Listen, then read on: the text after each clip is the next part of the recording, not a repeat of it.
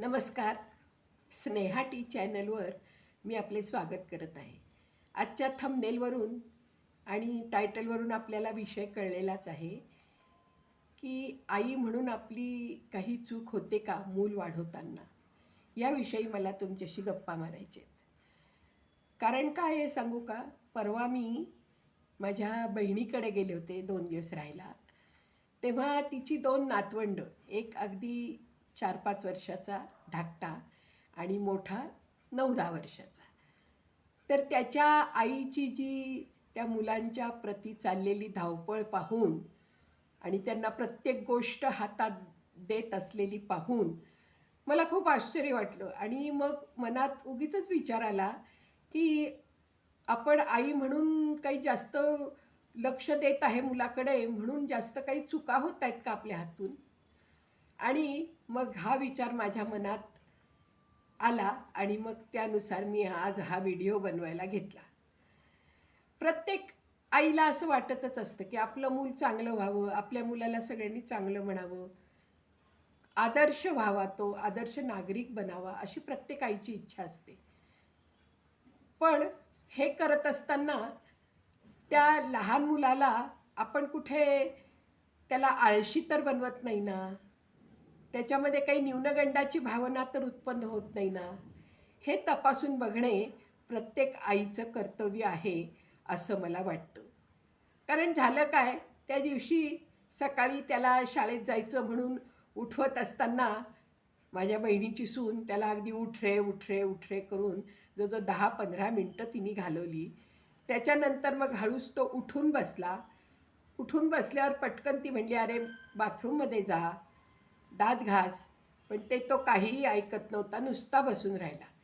शेवटी नाईलाजानं तिने त्याला उठवलं, हाताला धरून बाथरूमला नेलं, ब्रशवर त्याला पेस्ट काढून दिली आणि मग त्याच्या हातात ब्रश दिला. ब्रश दिल्यावरही तो नुसता पुन्हा खुर्चीत येऊन बसला. मग त्यानंतर तिनेच त्याचे दात घासून दिले, तिनेच त्याचं तोंड धुवून दिलं, धाकट्या मुलाचं. आणि मग मोठ्या मुलालाही उठवायला गेली, तोही तसाच नुसता बसून राहिला, काहीही करत नव्हता. शेवटी त्याला आरडाओरडा करून तिने ब्रश हातात दिला, पेस्ट लावून दिली. मग शेवटी त्यांनी दात घासायला कशी तरी सुरुवात केली. तेव्हा माझ्या मनात विचार आला की ही मुलं अशी का वागतात? तर आई त्यांना प्रत्येक गोष्ट वेळच्या वेळेला भराभराबरोबर पुरवत असते, म्हणून तर त्यांच्या मनात ही आळशीपणाची भावना येत नसावी की आपण काही नाही केलं तरी आई आपल्याला बरोबर करून देते.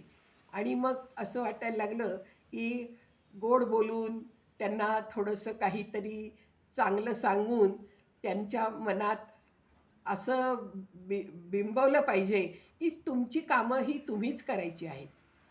पण एकटी मुलं असतात हल्लीच्या काळात तर, आणि मग आईला त्यांच्याकडे जास्तच लक्ष दिलं जातं असं मला वाटायला लागलं.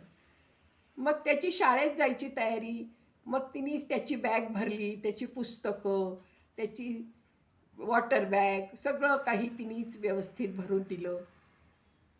त्याच्या आधी त्याला दूध दिलं प्यायला. ते कसं तरी आढेवेढे घेत त्यांनी कसं तरी ते प्यायलं, त्याला आवडत नव्हतं म्हणून. पण ते दूध प्यायलं, मग मग तिथेच ठेवला.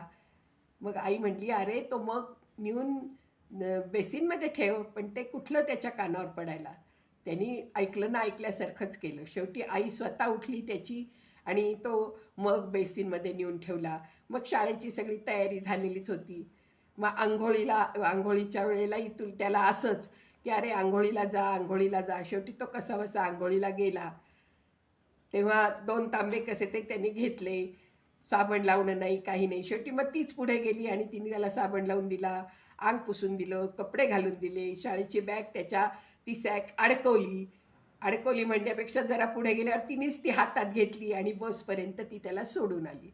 तेव्हा मनात विचार आला की आपण आपल्या मुलांना आळशी तर नाही ना बनवत आहोत. त्यांच्या मनात असं आपण आपली कामं केली पाहिजे हा विचार का नाही येते मनात? कारण आपणच कमी पडतोय की काय? आपणच जास्त पुढे पुढे पुढे करून आपल्या आई असल्यामुळे आपण हे सगळं करत असतो. पण त्या मुलांना आपण कुठेतरी आळशी तर बनवत नाही ना, असा एक मनात विचार आला. नंतर दुपारून मग तो घरी मुलगा आला, तेव्हा त्याला जेवायला भाजीपोळी दिल्यावर तो म्हटला, मला भाजीपोळी नको आहे, मला पिझ्झा हवा आहे, मला बर्गर हवा आहे, माझ्या आवडीची भाजी का नाही केली.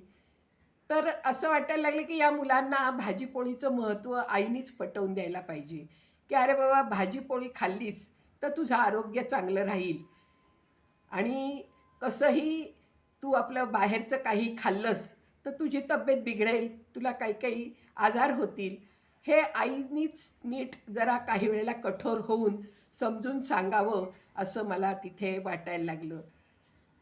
पण कसं आहे ना, की एक एक मूल असल्यामुळे जरा जास्तच आई काळजी घेते आणि मग तो मागेल ती वस्तू. त्यांनी सांगितलं मला आत्ताच्या आत्ता अ, बटाटे वडा हवा आहे किंवा वेफर्स हवेत, तर लगेच तिने वेफर्स डब्यातले काढून दिले जेवत नाही म्हणून, आणि मग तो वेफर्स खात बसला. म्हणजे जेवणाच्या वेळेला त्याची भूकमोड झाली आणि मग जेवण तो नंतर जेवलाच नाही. संध्याकाळी भाजी-पोळी खाणं किती मस्ट आहे आणि किती आवश्यक आहे, ह्याचं महत्त्व आईनीच मुलाला पटवून दिलं, तर लहानपणापासूनच मुलांना मग भाजी-पोळी खाण्याची सवय लागते, घरचं खाण्याची सवय लागते आणि मग बाहेरचं जंक फूड ते खाणार नाहीत, असा विचार मनात आला. त्यानंतर मग त्याला शाळेत काय झालं, काय नाही आईने विचारलं. अभ्यास काय सांगितला आहे? काही प्रोजेक्ट आहे का? मग त्या प्रोजेक्टच्या वेळेला आणि अभ्यासाच्या वेळेला तीच त्याला सगळं मदत करत होती, तीच करून देत होती. तेव्हा असं वाटलं की त्याचं त्याला काहीतरी करू द्यावं आणि त्या मुलांनी स्वतःहून काहीतरी केलं पाहिजे, असं माझ्या मनात एक विचार आला. की 3-4 वर्षापर्यंत आईनी मुलामध्ये लक्ष घालणं ठीक आहे, पण जसजसा तो मोठा होतो तसतसं त्याला त्याच्या स स्वतः गोष्टी करण्याच्या सवयी आपण लावल्या पाहिजेत, असं माझ्या मनात एक विचार आला. मग त्याचा अभ्यासाचं प्रोजेक्ट वगैरे काय होतं ते तिने करून दिलं आणि मग त्याचे मित्र आले खेळायला. त्या मित्रांमध्ये बसून मग तो छान रमला आणि खेळत होता. त्यावेळेला मला असं वाटलं की आईनी त्याची चौकशी करताना त्या मुलांजवळ आपल्या मुलांच्या चुका सांगू नयेत. कारण काय होतं, मग मुलांमध्ये न्यूनगंड तयार होतो. काही आयांना अशी सवय असते की त्याचे मित्र आले की मग आमचा मुलगा काही करतच नाही, लवकर उठतच नाही, अभ्यास करत नाही, अशा तक्रारी त्या मुलांसमोर जर केल्या त्याच्या मित्रांसमोर, तर मग त्यांच्या मनात कुठेतरी तो न्यूनगंड आपोआप तयार होतो आणि आत्मविश्वास वाढत नाही, की अरे आपण काहीच करू शकत नाही, असं एक मनात कुठेतरी त्यांच्या मनात हा भाव रुजला जातो. म्हणून आईनी त्याच्या मित्रांच्या देखत त्यांच्या चौकशा कराव्या, पण आपल्या मुलाच्या चुका त्यांच्या देखत सांगू नये, असं मला वाटायला लागलं. मग संध्याकाळी ती मुलं सगळी ग्राउंडवर खेळायला गेली. तेव्हा आमचा नातूसुद्धा गेला खेळायला. त्याला ग्राउंडवर खेळायला आवडतं, मैदानी खेळ खेळायला आवडतं. त्यावेळी वाटलं की खरंच आईनी त्याच्या मनात मैदानी खेळाविषयी आवड खरंच निर्माण केली पाहिजे. घरात बसून सारखं टी व्ही आणि मोबाईल पाहणं यापेक्षा बाहेरच्या स्वच्छ हवेत जाऊन मुलांनी खेळावं. सगळ्यांच्या समवेत, मित्रांसमवेत खेळल्याने मनाला एक प्रकारची ऊर्जा मिळते, असं एक माझ्या मनात विचार तरळला. आणि काही मुलं जी घरातच बसून असतात तेव्हा त्यांच्या आईनं त्यांना बाहेर पाठवायला पाहिजे, असं एक माझ्या मनात खरोखरच असं आलं. की काही वेळेला आपण आई म्हणून अति काळजी करतो मुलाची आणि प्रत्येक वस्तू त्याच्या हातात देत असतो आणि त्यामुळे मग तो कुठेतरी त्याचा स्वभाव आळशीपणाकडे झुकतो, असं मला वाटायला लागलं. त्याची कामं त्याला स्वतःच करू द्यावी. घरातली आवरावर थोडीशी, त्याचा काही पसारा, अभ्यासानंतरचा पसारा, पुस्तकं उघडी टाकलेली, ती त्याची त्यालाच आवरू द्यावी. गोड बोलून, थोडंसं काही वेळेला कठोर होऊन आईनं हे सगळं करावं, असं मला वाटायला लागलं. कारण मुलांना आई जे सांगेल त्याचा राग जरी आला तरी आईचं ते कुठेतरी ऐकत असतात, आईला ते कुठेतरी मानत असतात. म्हणून आईनीच त्यांच्या या सवयी बदलल्या पाहिजे आणि त्यांच्या चांगल्या सवयी त्या कसे अंगीकारतील याच्याकडे आईनी जास्त लक्ष दिलं पाहिजे. आणि या लहान वयात ज्या चांगल्या सवयी लागतात त्याच पुढे आयुष्यभर राहतात. त्यामुळे आईने मुलांकडे अगदी बारीक लक्ष द्यावे, पण अति लक्ष घालू नये. काही गोष्टी त्यांच्या त्यांनाच करू द्याव्या. संध्याकाळी घरी आल्यावर त्याला हातपाय धुवून देवापुढे उभं राहून शुभं करोती, राम रक्षा त्यांनी नाही म्हटली तरी आईनी म्हणावी. कुठेतरी कानावर ते स्वर पडतात आणि तो संस्कार मनात रुजला जातो की बाहेरून आल्यानंतर देवापुढे हात जोडावे, देवाला नमस्कार करावा, मोठ्यांना नमस्कार करावा. ही आपोआपच शिकवण आईकडून मुलाला मिळत असते. आणि आईनी जर हे सगळं केलं तर मुलगाही मग ते आपोआपच त्याच्यावरती सवयीचा त्या परिणाम होतो आणि मग तो त्या रीतीने वागायला लागतो. रात्रीच्या वेळी झोपताना सुद्धा त्याचा पलंग जो आहे किंवा बेड जो आहे तो त्याचा त्यालाच आवरू द्यावा. चादर नीट करणे, पिलो कव्हर नीट करणे, स्वच्छ करणे आजूबाजूचा परिसर झोपतानाचा, हे सगळं त्या मुलाला आईने शिकवावं आणि स्वतः न करता त्याच्याकडून करून घ्यावं असं माझ्या मनात विचार आला.